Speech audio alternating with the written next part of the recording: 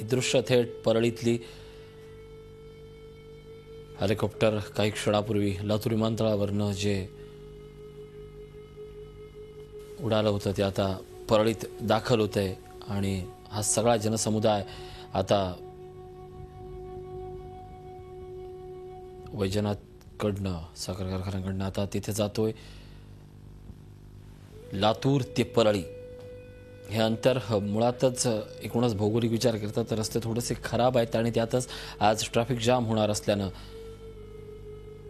प्रचंड गर्दी झालेली आहे। हेलिकॉप्टरनं आता परळीत आता थोड्याच वेळात गोपीनाथ मुंडे यांचं पार्थिव आणलं जाईल। आपण थेट दृश्य पाहतोय परळीच्या वैजनाथ साखर कारखान्याची। मुंडेंचं संपूर्ण कुटुंब या ठिकाणी उपस्थित आहेत।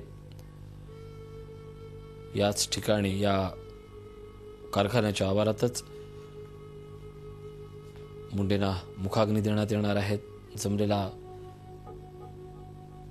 सगळा मराठवाडा आता काही क्षणातच इथे यायला सुरुवात होईल। रणरणत ऊन पण त्या सगळ्यापेक्षाही काळजातली सल फार मोठी आहे। देशातले सगळे वरिष्ठ नेते हे परळीत थोड्याच वेळात दाखल होतील।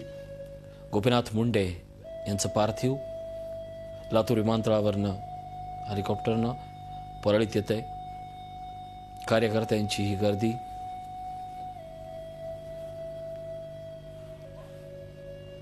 आमचे प्रतिनिधी लक्ष्मीकांत रुईकर आपल्यासोबत आहेत, अमित जोशी आपल्यासोबत आहेत, लातूरहून विशाल करोळे आहेत। या सगळ्यांकडनं आपण जी माहिती घेतोय सकाळपासून एक गोष्ट जाणवते प्रत्येक कार्यकर्त्याच्या चेहऱ्यावर आठवणी आहेत मुंडे साहेबांबद्दलच्या, डोळ्यात आसवांची गर्दी आहे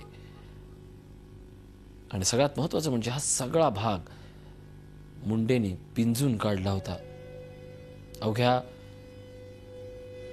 आठवड्याभरापूर्वी 26 मेला ज्यावेळी शपथविधी झाला तेव्हा प्रत्येक बीडवासियाचं मराठवाडावासियाचं मन भरून आलं होतं।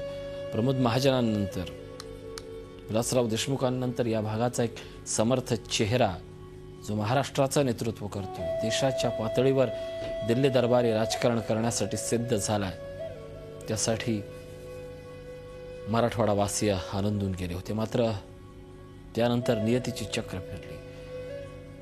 कालची दुर्दैवी सकाळ उजाडली। गोपीनाथ मुंडे आपल्या गावी येणार होते, कार्यकर्त्यांच्या हस्ते सत्कार स्वीकारणार होते, पण नियतीला ते पाहायचं नव्हतं। आपण पाहतो ही दृश्य। देवा तुला शोधू कुठे असे एक वाक्य लिहिलेलं आहे जिथे आता मुंडेंचा पार्थिव ठेवण्यात येणार आहे। प्रचंड गर्दी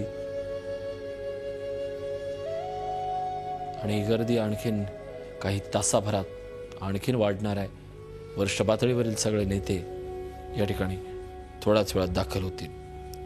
सामाजिक ध्रुवीकरणाचा भारतीय जनता पक्षाचा मराठमोळा चेहरा आणि या चेहऱ्यानं महाराष्ट्रावर भाजप रुजवली, फुलवली, वाढवली। मंगळवारी पहाटे नवी दिल्लीत त्यांचं अपघाती निधन झालं।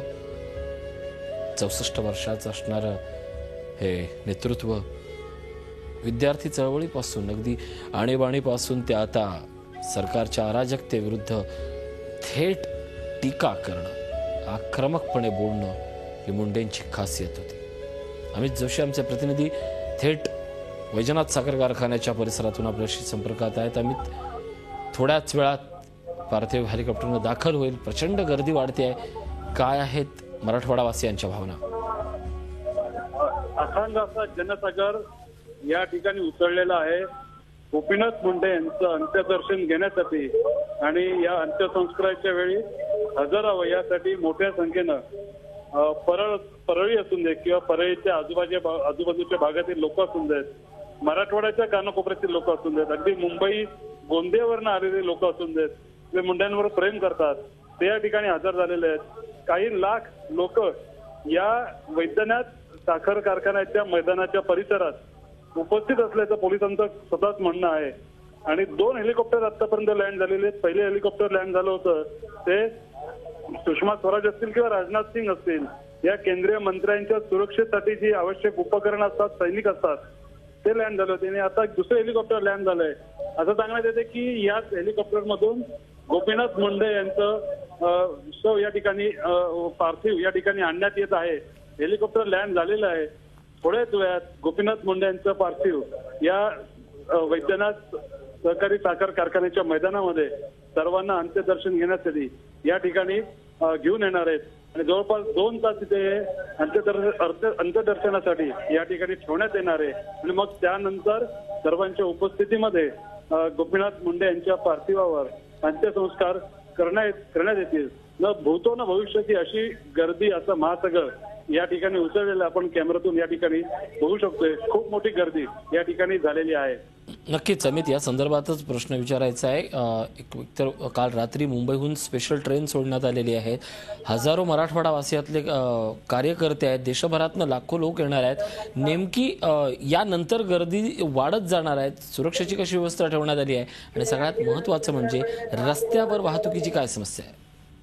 खरं तर परळी शहरापासून साधारण 6 किलोमीटर अंतरावर हा वैद्यनाथ सहकारी साखर कारखाना आहे जो गोपीनाथ मुंडेंचा आहे. त्या मैदानाच्या परिसरामध्ये अंत्यदर्शन आणि अंत्यसंस्कार केले जाणार आहेत. अंत्यदर्शन सर्वजण गोपीनाथ मुंडे यांच्या पार्थिवाचं घेणार आहेत. मात्र हा सगळा 6 किलोमीटरचा रस्ता हा माणसांनी भरून गेलेला आहे. अजूनही अनेक गाड्या या ठिकाणी या परिसरामध्ये येताना बघायला मिळत आहेत. काही लोक तर चक्क 6 किलोमीटर चालत येताना आपल्याला दिसत आहेत.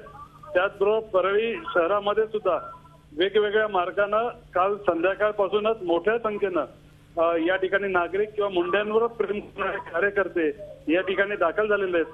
मुंबईवरनं एक स्पेशल गाडी सोडण्यात आली होती. ती सुद्धा आज पहाटे या ठिकाणी आली होती.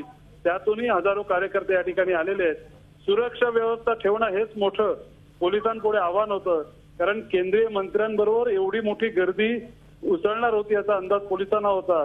ती काबूत ठेवणं किंवा या गर्दीवर नियंत्रण ठेवणं किंवा कुठेही वाहतूक असून दे किंवा या व्यवस्थेचा बोजवार होऊ नये म्हणून काळजी घेणं अशा प्रकारची व्यवस्था पोलिसांना बघायची होती. आणि म्हणूनच परळी शहरामध्ये गोपीनाथ मुंडे यांचं पार्थिव आणण्यात आलेलं नाही. आधी साधारण अशी कल्पना होती की गोपीनाथ मुंडे ज्या निवासस्थानी राहतात त्या निवासस्थानी, यशस्वी निवासस्थानी गोपीनाथ मुंडे यांचं पार्थिव ठेवण्यात येईल. मात्र ती जागा असून दे किंवा ती गल्ली असून दे ही अत्यंत अरुंद आहे. त्यामुळे तिथे पार्थिव ठेवणं आणि मग तिथे गर्दी उसळली तर कदाचित काही समस्या निर्माण होऊ शकतात. म्हणूनच खबरदारीचा उपाय म्हणून त्या ठिकाणी पार्थिव नेण्यात आलेलं नाही, शहरामध्ये नेण्यात आलेलं नाही. त्याचबरोबर जवळ तोतला मैदान होतं. त्या मैदानामध्ये गोपीनाथ मुंडे यांचा मोठा नागरी सत्कार परळीवासियांतर्फे होणार होता. तर त्या मैदानात ते पार्थिव अंत्यदर्शनासाठी ठेवण्यात येणार होतं. मात्र हा सगळा परिसर बघितला, परळी शहराचं स्थान बघितलं तर एवढी मोठी गर्दी सामावून घेणं शहराला शक्य नव्हतं. त्यामुळे पोलिसांनी हे दोन्ही कार्यक्रम रद्द केले आणि या परळी शहरापासून 6 किलोमीटरवर दूर असलेल्या या वैद्यनाथ सहकारी साखर कारखान्यामध्ये त्या मैदानातच अंत्यदर्शन आणि अंत्यसंस्कार करायचे असा निर्णय पोलिसांनी काल अगदी उशिरा म्हणजे अगदी पहाटे असा घेतला आणि त्यानुसार आता कार्यक्रम पार पडत आहे. कुठल्याही क्षणी गोपीनाथ मुंडे यांचं पार्थिव या मैदानामध्ये आणण्यात येणार आहे. हजारो लाखो नागरिक ते या क्षणाची वाट बघत आहेत. नक्कीच सुरतास, धन्यवाद अमित. या सगळ्या माहितीबद्दल आम्ही वेळोवेळी तुमच्याकडनं माहिती घेतच राहू. झी 24 तास रहा एक पाऊल पुढे.